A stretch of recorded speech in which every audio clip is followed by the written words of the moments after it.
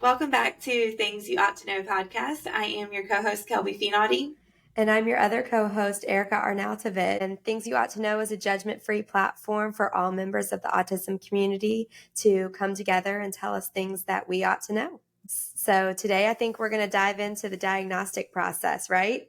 Yeah. We're excited to hear Erica's perspective on her whole process with diagnostic assessments and all that fun stuff related to the world of autism and trying to get a diagnosis. Yeah. So before we dive in, we want to just kind of catch up with each other like we always do. So I'd love to hear. I know you had a kidless week. So I did. How was that? I did. I had a kidless week, and you know how they're like, you should relax and enjoy yourself. I didn't. I cleaned out my entire kitchen, like all of my cabinets got reorganized, my pantry, my fridge got a deep scrub, all the things. You really put it to work. Like, why did I do this? And so then I drove up to West Virginia. I do have a very clean house. Like, I vacuumed and mopped and all the things that get neglected when the kids are there. So, but then I drove up to West Virginia, where I'm from, where my parents live, and they had the kids all week. So I drove up and got here like almost at midnight last night. And now we're going to have, after we're done filming today, we're going to go to the pool and the park all day. So fun. Yeah. Is it like an amusement park or just like a neighborhood park? Fun. Okay. Yeah. Playground. That'd be good. Luca will be a happy boy, as will Zara. They are fishes. Did you at least get some sleep? I did get sleep. And that one thing wonders. I really wanted to share this because I was thinking about it and actually talked with my coworkers this week about it.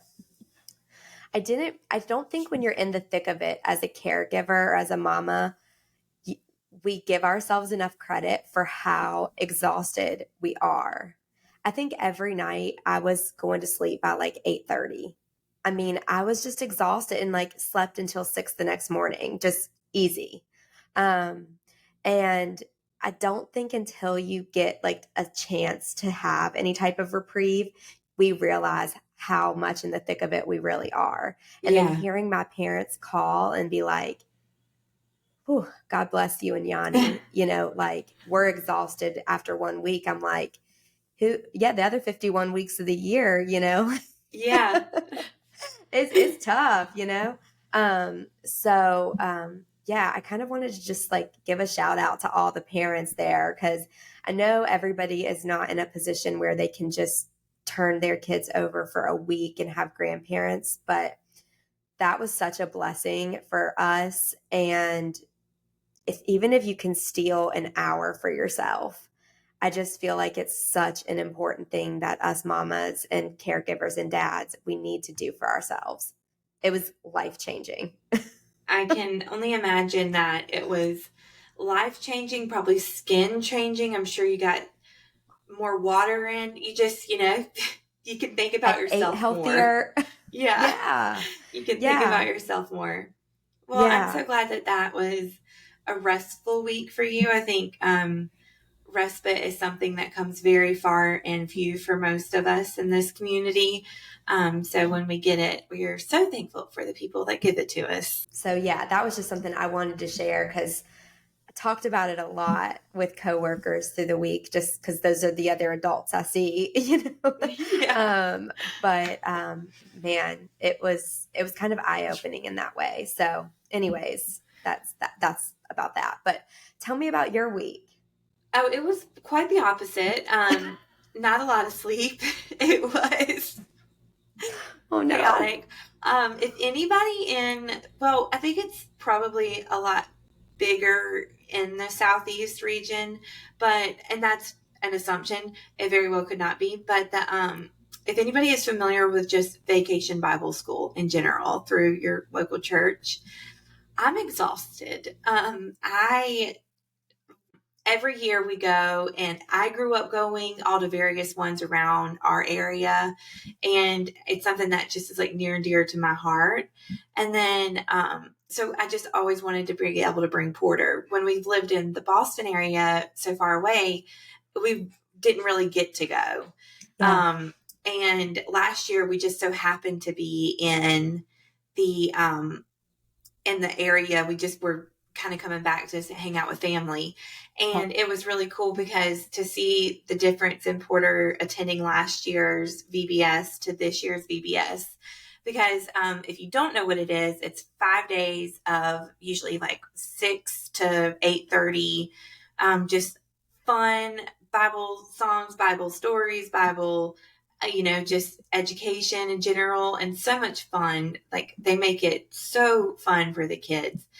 And so I just was so excited to be able to go with them. But now I also have Parker. So it's like if Michael wasn't able to kind of keep Parker, and then also I just didn't want to leave him at home. There was nights where I just wanted to be able to bring him and him participate in the little capacity he could, mainly getting loves and hugs from every woman in the church. They just loved him.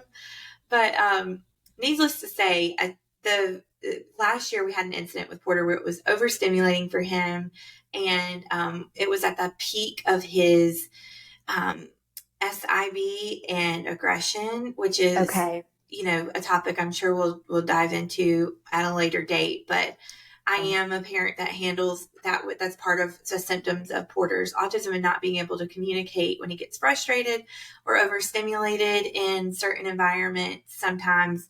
And much more heavily last year, he was hitting or swatting, and it was always just related to communication. It was a form of communication for him to tell us no, or he needed to get out of a certain situation. Exactly. Yeah. So we were in really kind of fast. I want to pause because you said SIB. So thanks. Acronym. See, you're getting me on the acronym. I'm gonna get you this time. Do you want me to? You want to take it? You go ahead, or I will. Self-injurious behavior. Yeah, self-injurious behavior. So, we've had to. We will not dive into this. All I'll say is we've had to get familiar with those words and saying them out loud because it was something that I specifically internalized. Like, didn't want to say those things, but we will. That's a whole other topic. But now it is something that we are dealing less with because his local ABA facility has been phenomenal with him.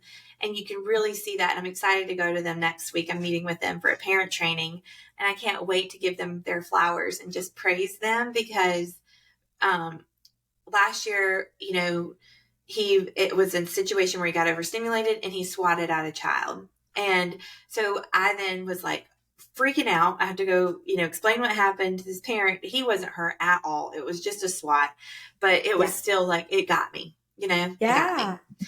Because that's not Porter's nature. That's at all. His way of communicating.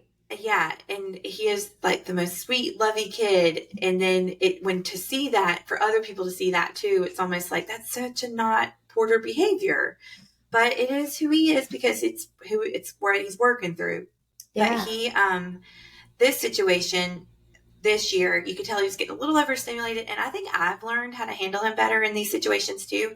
I'm more so just like, I'm not going to make you sit in crisscross applesauce style, you know what I'm saying about, with your legs crossed on the floor. And we, he just needs to move, especially when his brain is moving, his body is moving, and vice versa. If his body is moving, his brain is moving. And so he learns and the world better around him when he can be leaning backwards, upside down. And I know it's scary for people who are looking at him, but leaning upside down and backwards and watching the teacher teach something. It sounds weird for everybody else, but he's getting that, I think it's called vestibular input. He's getting that vestibular input, and that's how he learns. Yeah. And so last year I tried to stifle that, and I feel bad about that because I didn't know what I didn't know, but I know more now, and I just let him do his thing. And I'm more apt to tell the kids and the teachers and everything. It's like, we're rocking some merch for autism. He's got his, like, we need to talk shirt on with the AAC device on. But so it's like we're just more forthright with it. And I think it Yeah. helped my anxiety. It helped his anxiety because I think I talked about in the past when like he feeds off of my energy. And so if I'm calmer, he's calmer.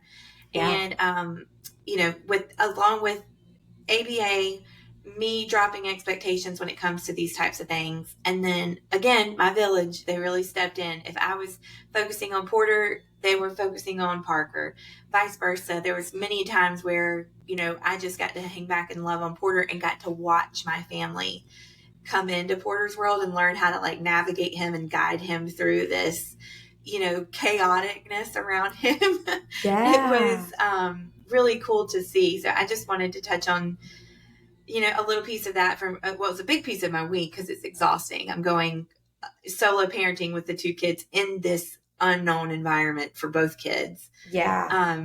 But it's exciting because I know a lot of parents are nervous and won't go to those kinds of things. And I can tell you, my child was treated with love, and the most love came from the kids around him, and that I was the love coolest thing to that. see. I They love that. You let Porter be Porter. It was, and there was obviously some I had to communicate some things to him, like standing in line or when he's doing the games. It's adaptive for him, so he's walking because he's got a little OCD, and so if the water spills out of the cup when he's trying to travel with it and run, it's a rally race to put it into the bucket. It drives him. He don't like that, so he's got to walk Yeah. slow. So, but it's just communicating that to the kids around him, and it was cool because some people were like, "Why doesn't he talk?" And I just it's a way for me to be able to showcase who he is. Like, it's so cool. Yeah. Like, he gets to talk. He doesn't communicate like me and you. He talks on this device, and then I get to show them the device, and then Porter's like, "What you doing with my device?" But Yeah. Yeah. That's but it's I get to like bring that into to other kids, and to the they felt community. free to ask, and I felt free to answer. So it was really cool. I love that. What a great experience. And so, like, two things, like, one, to see Porter's improvement from last year to this Yeah. year for you as a mom, I'm sure was Yeah. like amazing. And then the second thing, you know how we always say, like, the siblings of kids with autism, they just are really end up being really special people because Mhm. they had to learn at a really young age some things that other children just didn't. So for you to bring Porter around, that group of kids, Porter enriched their lives that night Yeah. or that week. I really feel like that. And whereas last year I probably would have thought we were a disruption, but I've learned to change my thought process with it. And therefore it probably changes his inadvertently to just by me making a, you know, decision to view it differently, change Yeah. it. And he handled it so well this year. I'm just so proud of him. So proud of him. It was awesome. And proud of everyone around him for just accepting him the way he is. It was really cool to see. I love it. I love it. He is such a cool kid. And yes, I definitely think with the AAC and everything that I'm sure that made a Oh, big yeah. difference for him, but also just like seeing the kids accept him and kind of just like, come into his world and be on his level. I think that's just really special. Yeah. It was cool. And brother got to be right there along with him. He turned 8 months yesterday. And so Oh gosh.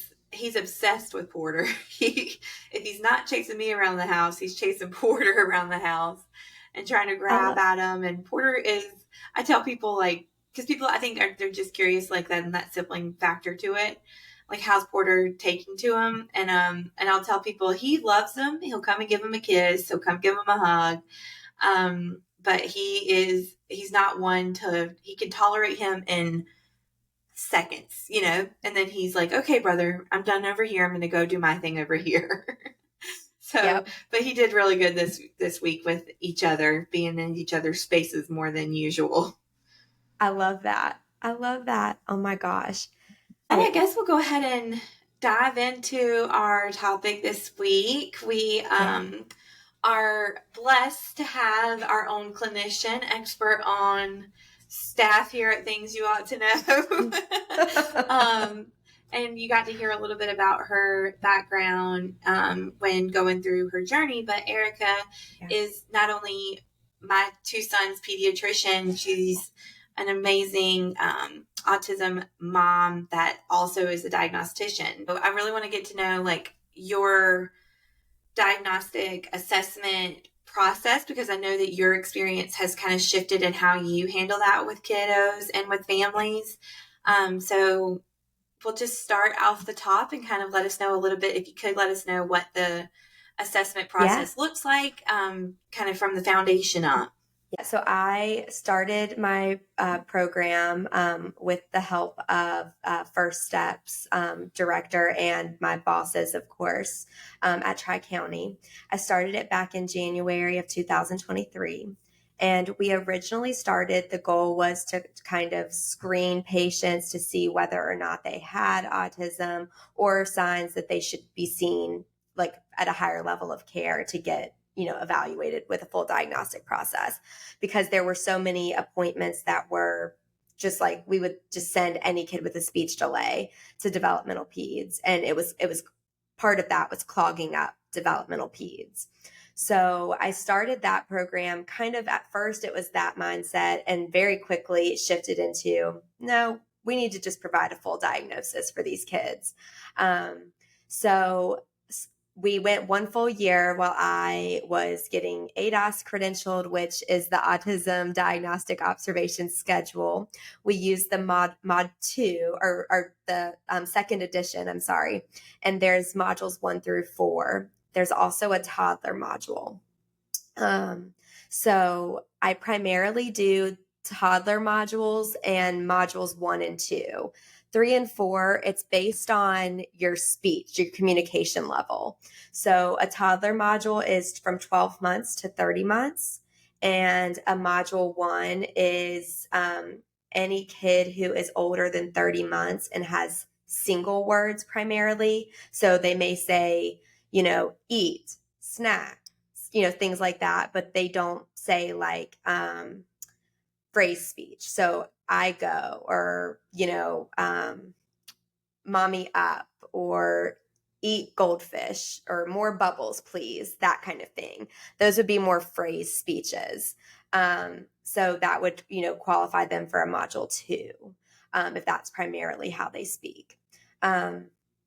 So when we started doing this back in January of this year, was my first diagnostic appointments.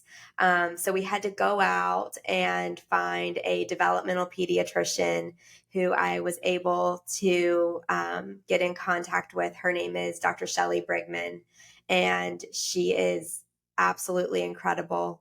And she very quickly understood what I wanted to do. I think heard the passion I had for it in my voice, and was like, I'm on board. Like, she was sold. And so she's just been an amazing teacher for me, and an amazing person to just kind of have on this team as we've gone through this process.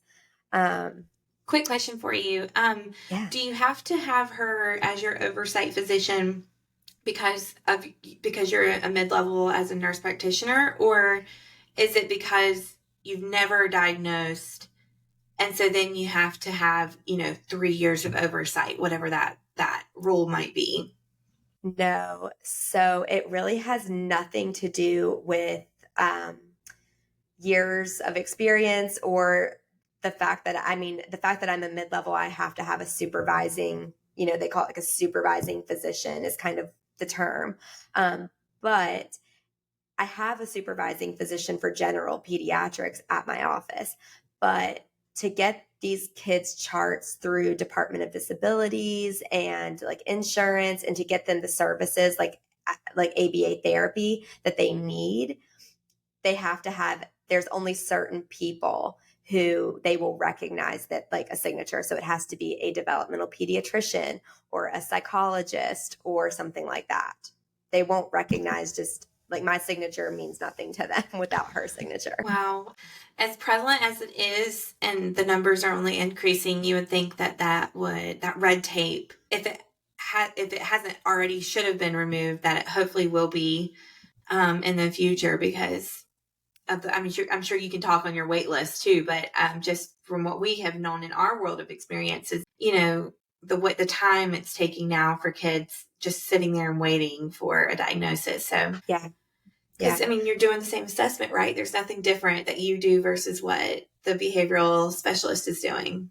No. So No, not at this point. I mean, they do more in the sense of they may be looking for all neurodevelopmental things. So they may be assessing for ADHD as well as autism, as well as like oppositional defiant or, all of those types of things. Whereas I'm really just focused on autism. If it's not autism, then I would refer them on to somebody else, is the way the program is designed. okay, I didn't. So that makes more sense if they're doing the whole gamut. Whereas you have just the specialized niche, Yes. just with the autism world.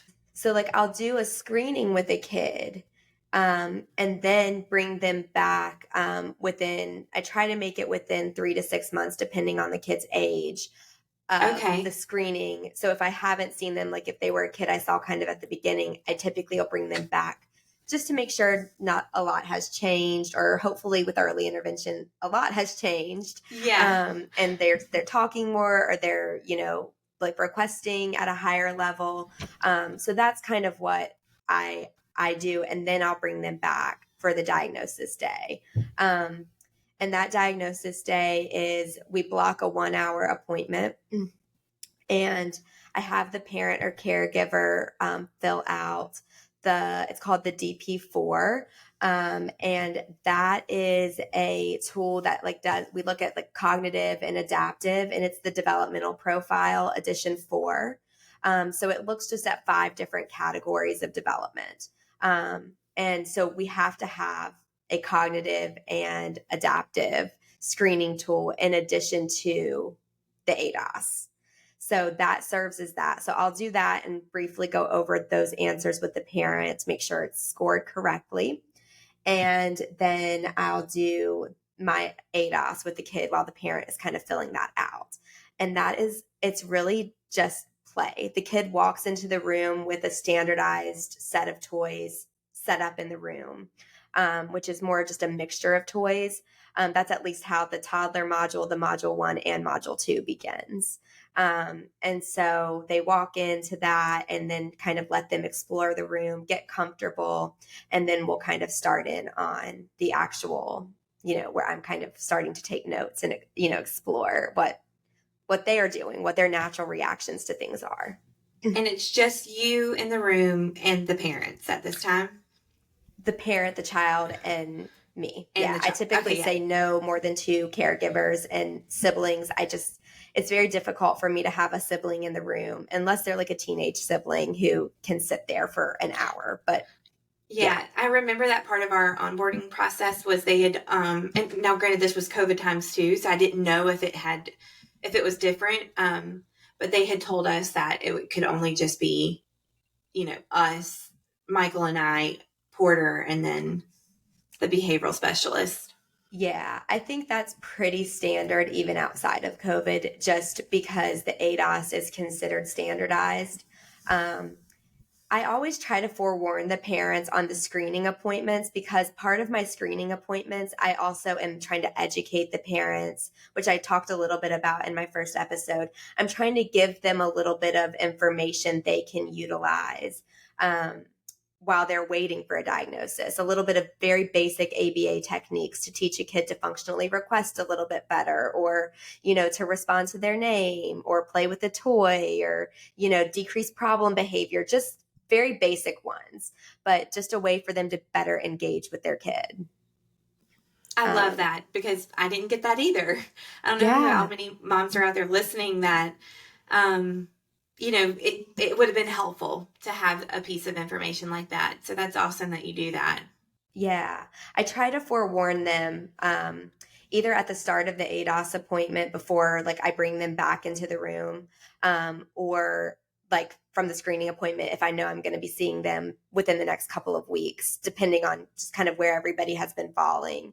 But I try to warn them that, hey, the ADOS appointment, it's standardized, so it's going to look very different. Bear with me through that, but it will look very different that day than me kind of helping them achieve something after I've kind of, I've assessed that they're struggling with this particular thing, whether it be, if I want them to put a block on another block, I'll be like, put on, and then I may hand over hand physically prompt. And then I may show the parent, then we can do that partial physical prompt where we tap the elbow and get them to do it. That kind of thing where we're kind of removing that prompt fading with ABA. So just teaching little things like that. But, obviously during the ADOS, I can't do that.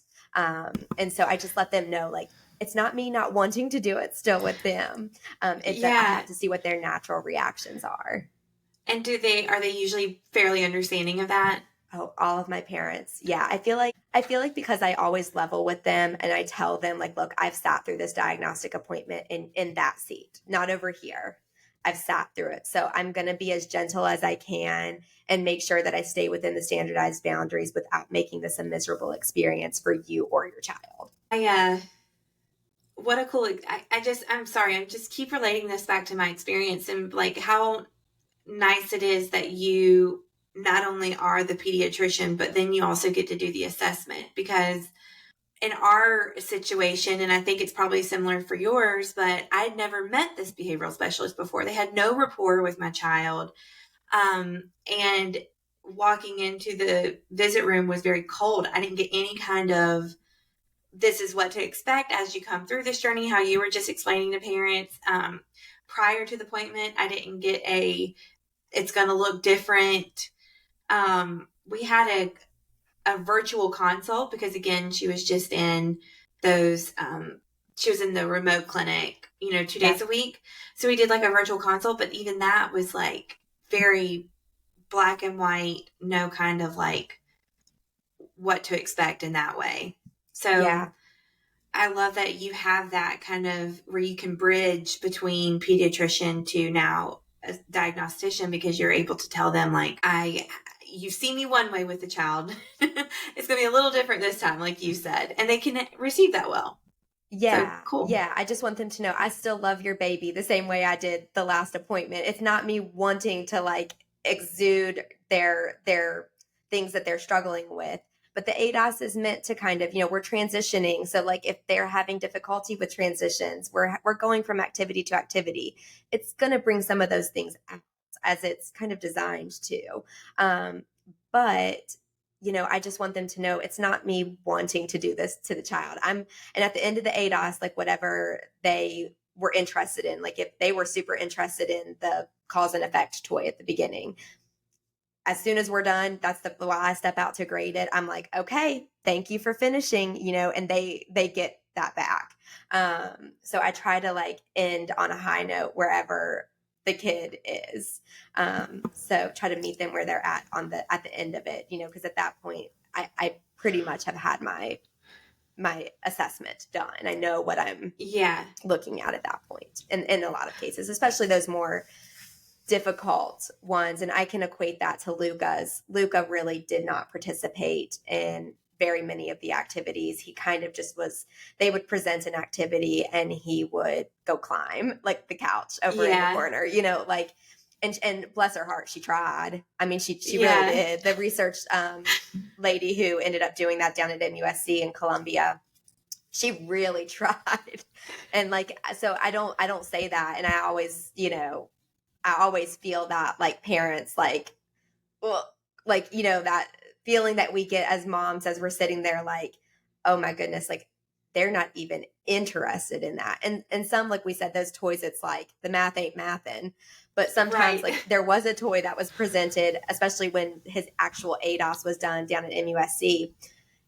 They weren't all great, but there was bubbles that were presented. And Luca was could care less, at that point in time. And so when I have a kid who is just really struggling throughout that, I really try to anything that I can do, even if it's there's one where we're kind of doing you see if a kid will smile back at you if you just kind of smile at them, and then you kind of go, like, I'm going to get you, you know, and it's like, but don't touch them. And then it's like, we go to tickle. So I may, if I got that social smile from them at the tickle, I may go back to that at the very end. I'm not grading that, but just so that the parent, and then before I say, that's the ADOS, like we're done with the ADOS now, I'll go back. So we're ending on some type of a positive note, even if like the majority of that 45 minutes to an hour was like, woo, I worked hard. I'm sweating over here. I Yeah. try to end on something where that parent, like I have this mental goal that I want the parent before they leave throughout the ADOS, I want them to smile one time. I obviously don't say this in the room, but I have this goal where throughout the assessment, I want the parent to smile one time. And while I'm giving, like going over the end, like the score and what, you know, like what the assessment showed, I want them to laugh one time at least.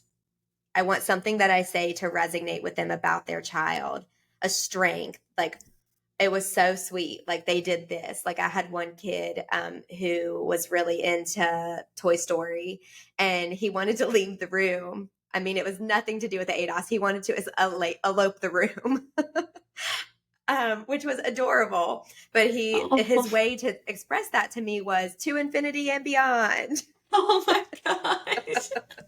And so that was like, I thought it was adorable. And I was like, you know, So that was cute. he communicated. It was very Yeah. functional. I knew what he wanted. You knew what he wanted. Buzz Lightyear knew what he wanted. So I just try Awesome. to make it where it's not doomsday. It's not Yeah. doomsday. Yeah. So That's so cool. I love that. I love that. Kudos to you. Give you all your flowers because that was like totally different than I'm sure 80% out there who have experienced that day. And so, how cool is it that you make a mental note to make the parent happy in some way that day? yeah, I love that. yeah. Because I just think, you know, obviously when I deliver the diagnosis, it's not abnormal for moms or dads, grandparents to cry in the Yeah. room. It's not abnormal, and I want them to have that emotion if that's the emotion they need to have. It's an understandable emotion to me, and so, but I want their emotion to do this, even if it's for a brief second. I want them to give me a quick smile or laugh through a cry because I said something that their child did that was cute. Because I just want them to know that, yes, they're going to start going on a roller coaster of emotions. And there's nothing I can do to spare them from that. If there was, we would spare ourselves from it. But it doesn't have to be a sinking ship emotion. It can be the roller coaster. And the littler those hills on the roller coaster get, the more accepting, you know, through that cycle of grief, like we talked about, you are, right? They're starting their journey, but I want their journey to have peaks and valleys. I don't want it to have just valleys, like I think you experienced and I experienced. And so many parents can say that's how it was just a valley, Yeah. a It dark felt like one. a 20-foot drop off, and you 100-foot drop off. You can't see anything below you. Yeah. The ground opens up beneath you and you're just falling. Yeah. Yeah. Yeah. So, what is outside of, you know, doing that for them in the room? Is there any kind of follow up process that you have with them to help with that, minimizing the highs and the lows as high as they can get and as we know low as they can get? Yeah. So I delivered the score that day because these parents have already waited to see me. They don't need Yeah, to they wait wanted another us two to weeks. wait. Exactly. I was just going to say 2 weeks. Is that standard? They wanted us to wait 2 weeks, and I was like, I am not leaving here. Yeah. You Like, will I'm step not out and leaving grade that. here. Yeah. And Yeah. she just so happened to have the minute to do that. And so we got the grading. We didn't get the note until 2 weeks, but Yeah. she gave us, the grading then. But sorry, go Yes. ahead. So is that standard 2 weeks? Or more. Wow. Yeah. Where it's, and really realistically, I can go out and everything is fresh in my mind then too. Really, I mean, per the ADOS training I went to, they actually want you to grade it right away. They don't want you to, and Okay. I'll do 2 ADOSs back to back. So I need to have that first one graded, or else I could start to joggle things in my mind and, oh, was it this kid that did that or this? Because sometimes I'll have a 2-year-old and a 2-year-old on very similar levels. And it's like, was she the one who was bringing things up by her eyes, or was he, it's actually best practice, in my opinion, to grade it right away. But also, Okay. realistically, I think it takes 10 to 15 minutes to grade. I mean, I think the max it's ever taken me is about 15 minutes. And let the kids sit in there, finish the snack if that's the activity we ended on, or play with the toy that was super interesting to them. Or if they're just mentally, socially exhausted, give them the phone. Give them the phone and let them watch their favorite show. But to give that parent, okay, this is what happened. You just saw everything, and this is kind of what the score shook out to be. And just let them know that this is what it is, but I don't give recommendations that day, because I just created a moment where that floor opened up for that mama or that caregiver, and they're dropping. They can't hear me say anything else. And the information I have to deliver afterwards is so important. It's so unbelievably important that I want them to be able to have some type of sane mind. 2 weeks is not enough to grasp this, process it. But at least when they come in, they know that's what's going to be delivered. It is important information. They have 2 weeks to gather their thoughts, gather any questions, talk to family, see if a family member has a question. I have found that to be much more fruitful for our follow-ups, that they follow through on the ABA that I asked them to do, or getting their Social Security or their medically complex Medicaid, where it's like, they're not just calling me saying, well, you diagnosed my kid 6 months ago, and what are we doing? It just, which Yeah. I never did that, but I have heard other practices that, they'd call back 6 months to a year later and say, I don't know what I'm supposed to be doing, but you diagnosed my kid with autism 6 months to a year ago. And they're like, well, we gave you all these recommendations.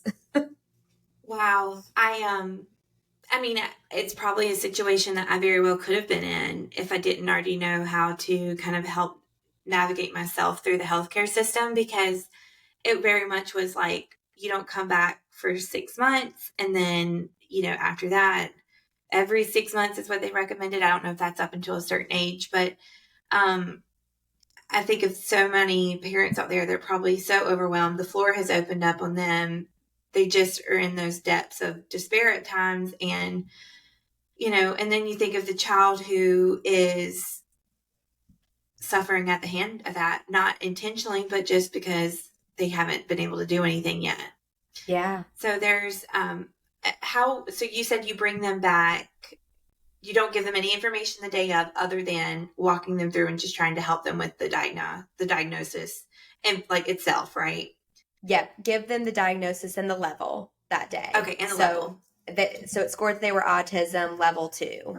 And then I'll just kind of say, from there, I'll say, so I kind of do like the positivity sandwich, like they use it in business, but that's kind of like my mental. So I'll be like, it was so cute when they did this, this, or this, and they did this so well. Like, he responded to his name first time he looked right at me. Like, that was great. I was so proud of him.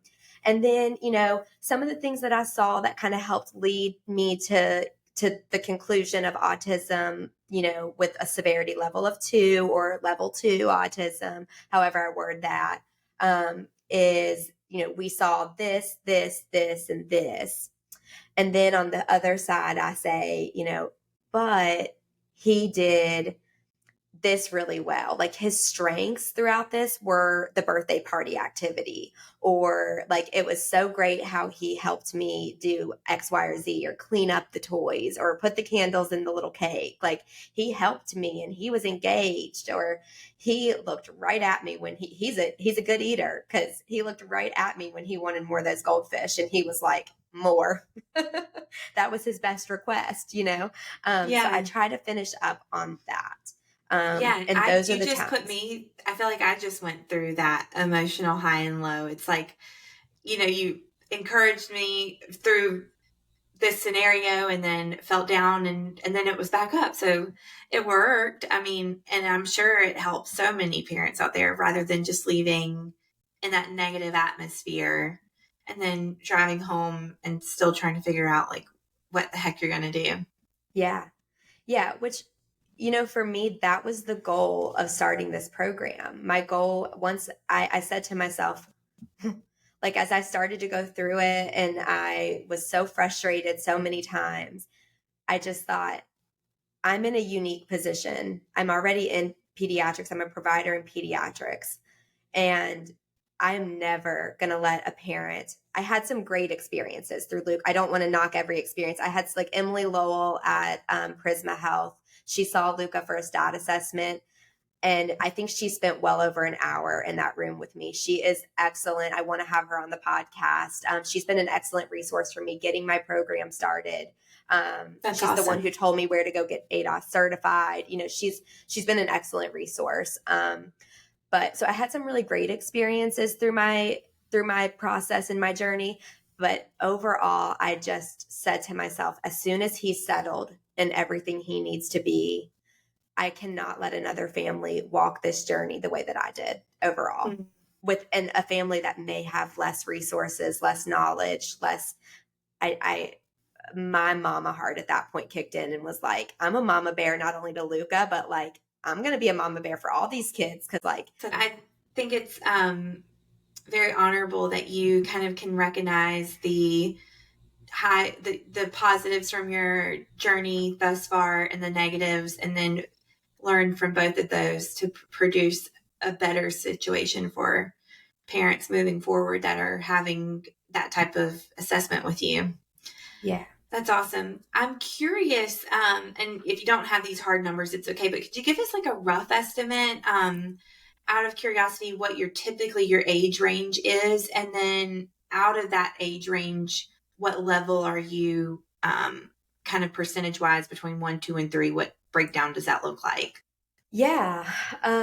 So right now I'm only diagnosing 2 years to 5 years, 11 months. Okay. Now I will screen any age and help that parent get resources. So whether that's me sending a referral to developmental peds or to DDSN or a psychologist, I've kind of, I won't say like partnered with, but kind of like loosely like gotten ties with a new ABA company coming across the border, who is going to be, has a psychologist, Dr. Jones, and he is going to be doing some diagnostics. He's credentialed with all insurances, and then he can kind of streamline them into ABA. So that's a really great new resource that just it's going to be hitting in August, but he's able to start diagnosing now, awesome. Just over the last month. So yeah, I feel like mostly I see level 2s and 3s. Okay. So yeah, because I've screened these kids.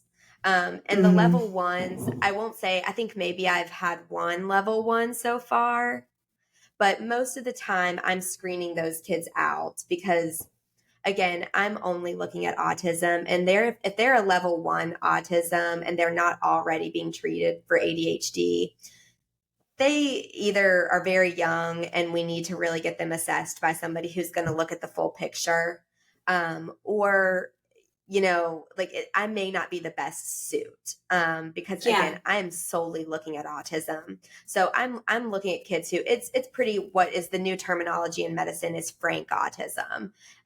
That's kind of what I'm looking at, trying to get those kids where they don't need to go see a developmental pediatrician. Like, you can walk by some of these kids in Target and know, that's autism, and those kids don't need to wait a year and a half to start services. Those parents are desperate and need services now.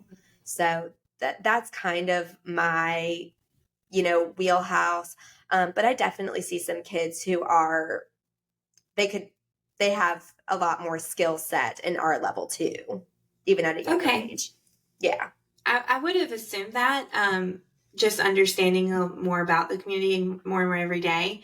But it makes sense that would be more of what you're seeing as the 2s and 3s. Yeah. Especially in that age range, I would imagine it's more Yes. prevalent, at least visibly then.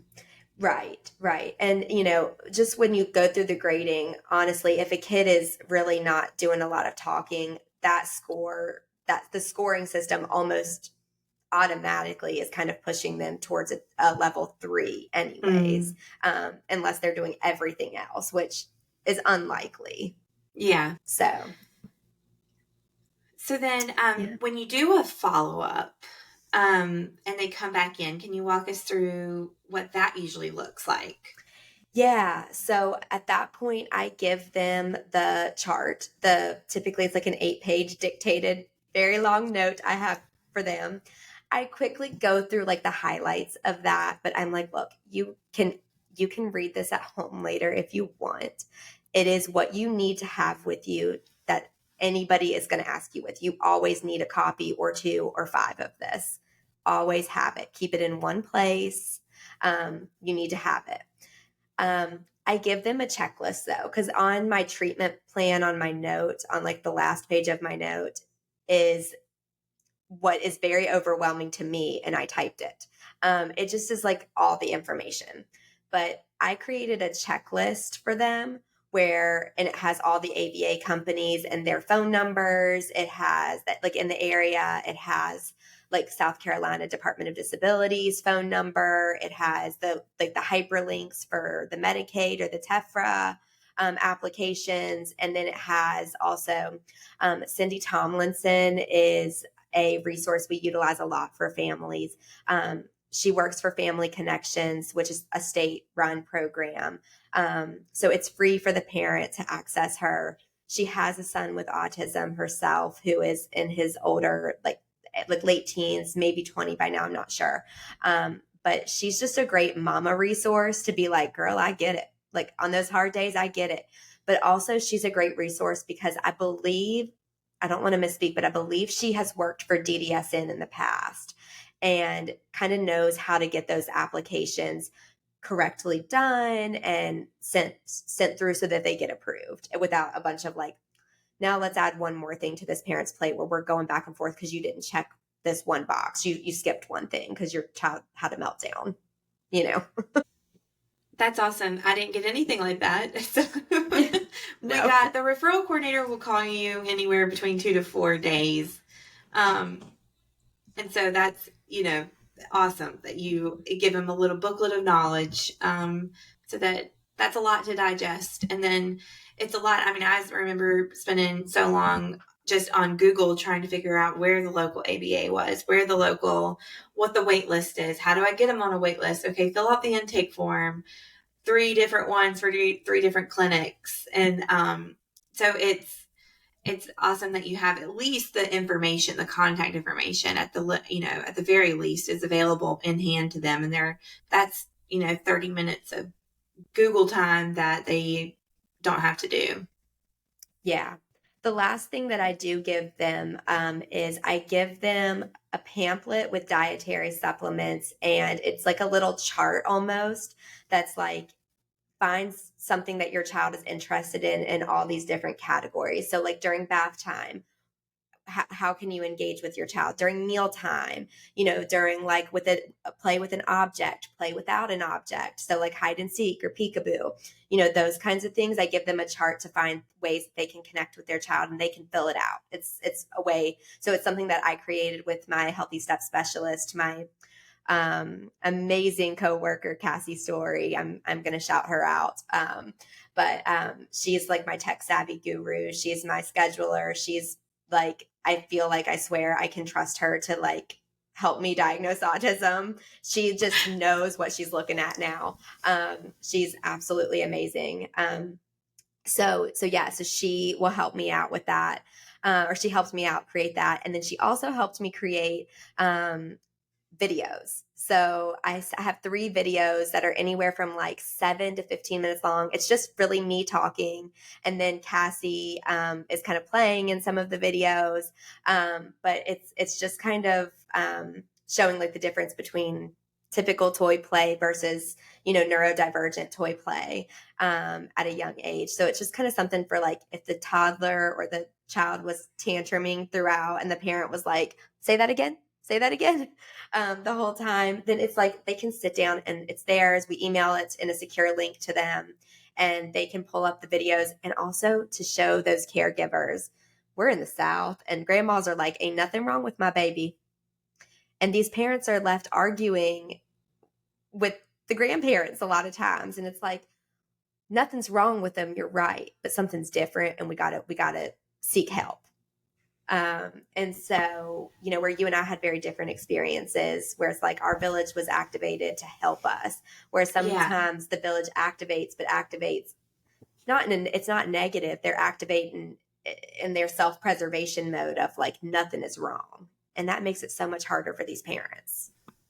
Yeah, I can't imagine. I'm thankful for, how my village reacted to it, because I didn't even think about that when the village, reacts in the opposite way. And then you're already, like we said, floor has opened up beneath you and you're thinking families down there to catch you. And if they're not, that's tough. That's really tough. So then, the videos, wow, what an awesome and thoughtful, resource that you give parents. And I think back, like, it would have been cool to be able to put that up on the screen at Thanksgiving and say, like, hey, just so everybody knows, this is the little difference between, just like a little piece of education, like, and use that. That's awesome. Again, something I've never heard of a provider doing in this space. So really creative. That's really cool. Yeah, I really wanted to make it a different experience. It doesn't have to be a doomsday experience. Yeah, I think that's something that we can actually move. That's a great transition into our last segment here of things you ought to know. It sounds like you may have just said it. Can you repeat that? What is something the world ought to know about the diagnosis? Yep. And I want to answer it in two different ways. I want to do it towards a provider and a parent. So the parent, I just said it. It doesn't have to be doomsday. Don't let anybody make it a doomsday experience for you. But to the provider, don't make it a doomsday experience. Use the positive sandwich. Like, we're not business people. We're science brains. I know that. Like, I am one too. But it doesn't have to be doomsday. Like, use your communication skills and help these families realize that their child is uniquely amazing. It does not have to be an awful experience and I think the provider, I get a lot more satisfaction out of those appointments when I feel like I created an experience for a parent that was not absolutely just awful. And they're leaving sobbing because I told them don't even think about preschool for the next 3 years. They need intense services. They basically can't be a kid, So I want them to be kids. They deserve to be kids. We need extra support, but they deserve to be kids with extra support. Yeah, that's awesome. So I love both of those pieces of information. Thank you for walking us through the diagnostic process. As much as I thought I knew about it, I still didn't know enough in every kind of the insider information that you bring to it. And then I'm sure I can probably say this on behalf of a lot of parents who have either been through this process or coming into it. Thank you for being creative and bringing your autism mom insider trades to the diagnostic process, because I just can only wish that I would have gotten something like that throughout our diagnostic process. And then I can only pray that other providers hear this and adopt some type of nugget of information from you that you provided, or the extra, we call it in my line of work, it was the above and beyond. And you were clearly going above and beyond for your kiddos and for the families involved too. So thank you. Well, I have to thank, the team that has helped me get it in place, because I didn't do it by myself. And really, most importantly, I want everybody to really be Luca. Luca is who to thank for this, because without that blessing for me, I wouldn't have the passion or the knowledge about this to be able to do this in a way I'm doing it, to bless others, hopefully. It's awesome. We love little Luca. He's amazing. He amazes me every day. He is. I miss him. We need to get together soon so I can see him. We do. He's working on his swimming skills so he can keep up with Porter. We'll get together in the next few weekends so they can, have a swim race. Well, we'll go ahead and sign off and let everybody know that if you, relate to anything a part of this conversation, or maybe want to share it with one of the providers that that are diagnosing, or other family members, something that, this, I think it hits all parent, provider, it hits the gamut there for how much this could help people understand, and then even family members understand what we went through throughout the diagnostic process and what that looked like for our kiddos. So we'd love to hear from you. Sound off in our comments. We are active on Facebook, Instagram, and YouTube. We're trying to get into the TikTok world. I've been posting over there a little bit for us, so we'll see. Thank you, Kelby. We'll see kind of world we get in there. But yeah, we will see you next Friday. We will see you next Friday, guys. Thanks for listening. Bye. Talk to you soon. Bye.